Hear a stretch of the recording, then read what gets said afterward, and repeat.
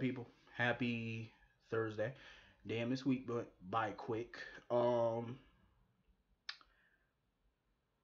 swear to God, I can leave and not watch this show for like a week. Come back to the show, and it's on the same shit. I was totally like disappointed with these last few episodes of GH. Totally disappointed. Like these last few episodes have just been so much of a letdown. It's like, where's the fun? Where's the intrigue? None of this, and it's just stupid. Speaking of stupid, it was a lot of dummies in this episode today. I just laughed at everybody. It was just a lot of rubbish. Um, this whole Jason Jake storyline on Cassadine Island, this whole thing is stupid as fuck. So apparently, Gene and Shelley, the head writers, reconned the entire story from what happened years ago when Jason got shot and died. They reconned the entire fucking thing. First of all, anybody who watched the show during that time when Jason got shot, we all know for a fact he was never on Cassadine Island during his time away from Port Charles in 2012, all the way up until 2014. He was never on Cassadine Island. We know this for a fact. Helena never brainwashed him. She never mind controlled him during that time. She never did any of that. She was dead herself during that time. Remember, in 2013, Luke shot and killed her. That's the reason Victor Cassadine came to Port Charles and got Robin, blackmailed and forced Robin into working for him to revive Jason and Helena and Stavros. So they were all dead during that time. How the fuck, if they're all dead, how the hell did Helena control him if they're all supposedly dead? And they were at a clinic in New York the entire time. They were never on Cassadine Island. And they were not human. They were not living. They were dead. They were all just frozen. You know, Victor preserved all their bodies just so he could get Robin to bring them back to the living. So this whole recon is stupid as hell, and that's why I lost interest in this shit. Because if you're gonna do a Jake storyline and figure out what happened to Jake on Cassadine Island, that's cool. But why rewrite everything that we've all seen and heard for the last 4 years? Why rewrite the whole thing? That's so stupid. Trying to make it seem like the fans are not intelligent enough to figure out that you rewrote the entire storyline, because we all watched, and it wasn't like this storyline was 20 years ago. This storyline all unfolded 4 years ago, back in 2012 when Jason got shot. So it was very recent. It wasn't that long ago. So what they thought we were gonna forget the details of the storyline? No, it all happened recently. We all know the details of it. Jason was never on Cassadine Island. We know this for a fact. And I just feel like it's dumb as fuck to recon the entire storyline. Like, that just made it seem like everything we seen during that time was a waste of time. You know what I mean? Robin, how do you explain Robin being kidnapped all that time to help Jason and to help Helena and Stavros? How do you explain all that? You're gonna recon that too? That's stupid. This is dumb. They should have just did some good continuity is what they should have did. They shouldn't even have involved Jason in that, because whatever happened on Cassadine Island was to Jake. Why even put Jason on there and recon the entire story that we've all seen 4 years ago? And it contradicts everything that they're saying now. It's like, it's just stupid to me. Totally dumb. And it makes me not want to look at it. It's like, I lost so much interest in this storyline. It's ridiculous. So much interest. And then on top of that, you're dragging the storyline out even more after we waited 2 years for you to tell the damn story. Jake has been back on the show now since 2015. Y'all are just now telling this story and you're still dragging it out. Every time Jake draws something and they ask him about it, he withdraws and goes back running away.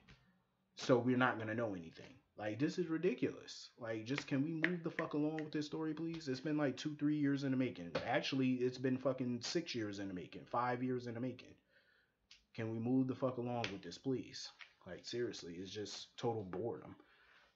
How many times is he gonna draw something on a paper and then run away and deflect every time somebody asks him what it is about? You know what I mean? Like, they keep giving new clues, and then it's like you're taking 3 steps forward and about 15 steps backwards in this storyline is what they're doing. And it's like ridiculous. Like, it's like moving at a fucking snail's pace. Like, move this shit along. Let's get to the point here. Um, Ridiculous. Another fucking ridiculous storyline that's pissing me off. Tracy. Tracy has what, another week on this show? Another week, 2 weeks on this show? I think another week she has on this show. She leaves May 4th. And this is the bullshit ass storyline that you give her about a fucking painting and a stranger nobody cares about. This whole storyline is dumb. Like, you could have wrote something way better than this. Like, come on now. As an exit story for Tracy. This whole painting storyline has, this whole portrait storyline has been a waste of time. Who the fuck cares about Samira?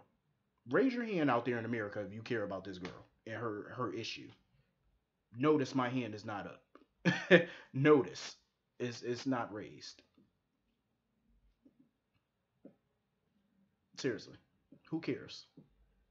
I don't know Samira. First of all, she creeps me out with them devilish looking eyes she got. She creeps me the fuck out. Second of all, again, who cares? Who is this girl? She's nobody to the show. Like, nobody. Tracy don't know her. Laura don't know her. Monica don't know her. Like, none of these people know her. The viewers don't know her. Never heard of her. Why should we be invested and why should we care? Especially when you're giving Jane Elliott this stupid ass exit story. Like, she deserves far more better than this. This is the dumbest shit. I mean, come on, the exit story they gave Luke, yeah, it was a lot of ludicrous ridiculousness to it, but at least it was interesting. You know, it was a lot of layers to it. This storyline is not remotely as interested as the Luke exit. At least they used past history to write Luke out. You know what I mean? With something that happened on the very first episode. You know, something that happened back in the, well, not the very first episode, but something that happened back in the day. You know what I mean? With him killing his parents and with him killing his father and he didn't know it. You know what I mean? Like him being, you know, responsible for his parents' death. You know what I mean? Like that was an emotional storyline. That was a good storyline, even though it took long as hell to figure it out. But I still like that storyline to a certain extent. This storyline, there's like literally nothing about it I like except one thing. We get more Quartermain scenes. That's the only thing good about this is that you at least get to see Monica more, Tracy a lot more, Ned. You know what I mean? You get more Quartermain fun scenes. That's the only good thing about this. Other than that, it's a piece of garbage story that should have been written a lot better than what they did. I don't give a fuck about Samira. And I'm sick of everybody on the show keep telling Tracy, oh, give her the painting, give her the painting. Why would you give her the painting? For what? You don't know her. They haven't even verified her story. All Laura said was that Robert said that there is human trafficking on the rise in that area, in Turkey and stuff like that, in the Mediterranean and all that. Okay, but that still hasn't verified this girl's story. Number one, the girl don't even know who has her daughter. She don't even know what human traffickers even have her daughter. So how is this painting gonna help? I'm confused. They still have yet to answer these questions. This girl has been on the show for how long? A week, 2 weeks? We still don't know shit about her daughter. Who has her? We know nothing. Nothing. And yet everybody's trying to force Tracy to give her the painting, like the portrait is just gonna magically give her daughter back. It's stupid and convoluted. It's ridiculous. Like Jane Elliott deserves so much better than this dumb shit. And then Monica. The first night Samira came to the mansion, she told Samira, you could stay in the mansion as long as you want. Monica, really? Who the fuck allows a complete stranger, a bitch you don't even know, stay in your house for an extended period? Like, you don't even know her from a can of paint. And you're gonna allow her to stay her ass in your house? I don't even allow my relatives to stay in my house and their family. Why would you allow a complete stranger to stay in yours? What I would have done was give the bitch a couple dollars and let her take her ass to the Motel 6 where they leave the light on for you. That's what I would have did. You ain't staying in my house. I don't know you. You could be an axe murderer for all I know. You could kill me in my sleep. I don't know you. I'll tell you what. Take $20 and take your ass to the Motel 6. They'll leave the light on for you. Bye bye. Don't let the door hit you where the good Lord split you. I don't know you. And you gonna let her stay in your mansion for however long she wants? No, you got life fucked up. You ain't staying in my house. I don't know you. Freddy Krueger could be your daddy for all I know. You ain't staying in my house. What the hell wrong with these people? I mean, if you're gonna write a storyline, at least be a little realistic. I mean, who's gonna let a complete stranger stay in their home? I don't care if you got a mansion or a 2 bedroom shack. You ain't gonna let no complete stranger stay with you. I don't give a fuck if you living out your car. You ain't gonna sleep in the front seat. Let them sleep in the back seat. You don't know them. They could steal your car while you sleep. Who does that? Like seriously, who does that? Like this whole storyline is just bogus. So then the fucking ICE agent comes over and tries to arrest Monica, but Ned shut that down. Apparently he had some plan or whatever that saved Samira. I don't give a fuck. And Kiki, the way she tried to talk to that ICE agent, try to get about it and get bold with the ICE agent. I said, Kiki, if you don't go sit your little unscary ass down, ain't nobody scared of you. You weigh what, 2 pounds? That man weigh about 350. Please, he'll sit on your little ass. Sit down somewhere.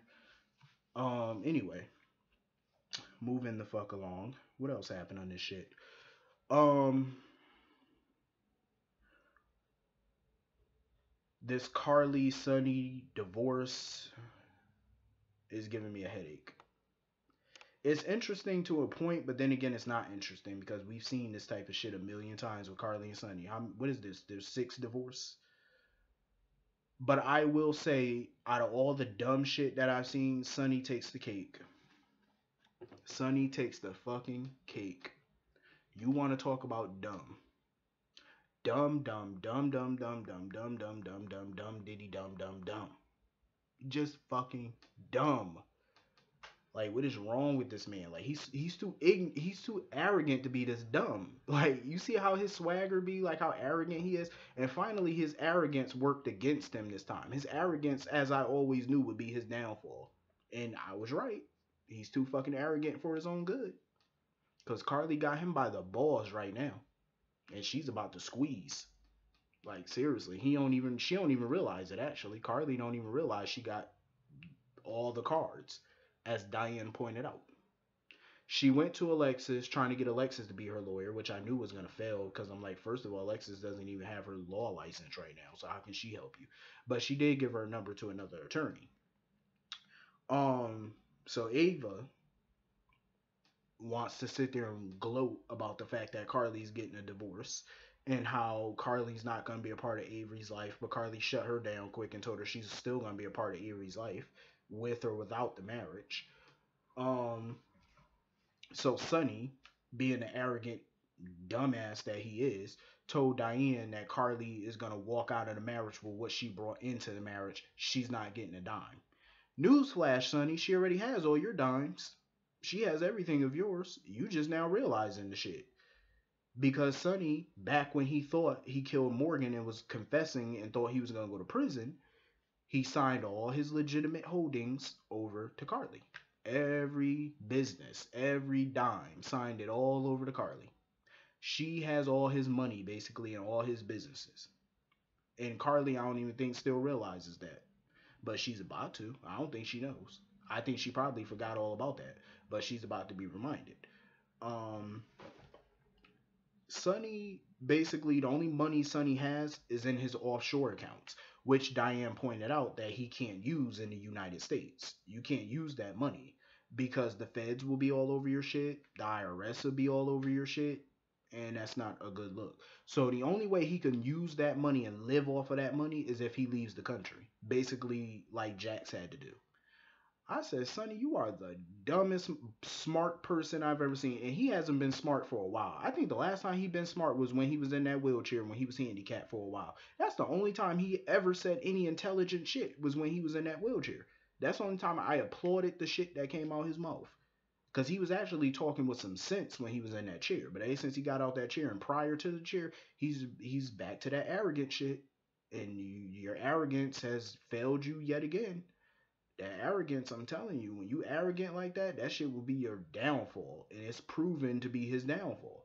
You've proven to be a dumb ass. You signed everything over and you didn't have the wherewithal to put a clause in the contract that states that if you do not go to prison, you get all that stuff back. You stupid ass. And then on top of that, you didn't even go to your lawyer and consult with your attorney or an accountant about getting all that stuff back prior to you filing for divorce. You jackass. What kind of like think seriously? My goodness. Like this was the only funny part of the episode where I had to laugh. I said, "You can't be this dumb. You forgot you signed over everything you own to this chick. She got you by the balls. Talking about, oh, she's leaving the marriage with what she came in with. No, no, no, no, no, no, no. She's leaving the marriage with everything she came in with and then some. She now owns, let's take a list here, She now owns Sonny's restaurant. Carly now owns Sonny's coffee house, his coffee business. She now owns Perks Coffee, which he invested in. She owns that. She owns his gym, which is Valentino's gym. She owns that. She owns every legitimate holding he fucking has. She owns. Carly was rich, but she's now really, really a rich bitch. She's rich as hell. And there ain't a damn thing Sonny can do about it unless he goes to court and try to fight it. Which he can do. There's no guarantee if he's gonna win it, but I'm sure Carly is gonna give him a fight. This divorce might actually be entertaining. If we get to see it in a courtroom, which I hope we do, it's gonna be downright entertaining. So I asked this question before I depart. Um, whose side are you on in this? Are you Team Sonny? Are you Team Carly? Or are you Team Nobody? They're both dumb. Let me know which side you're on. See you all later. Have a good day. Tomorrow's episode should be pretty good. Tomorrow is all about Tracy. So tomorrow is a Tracy centric episode. So I can't wait for that. The downfall, I'm gonna talk about that tomorrow actually. But have a good day. See you all tomorrow.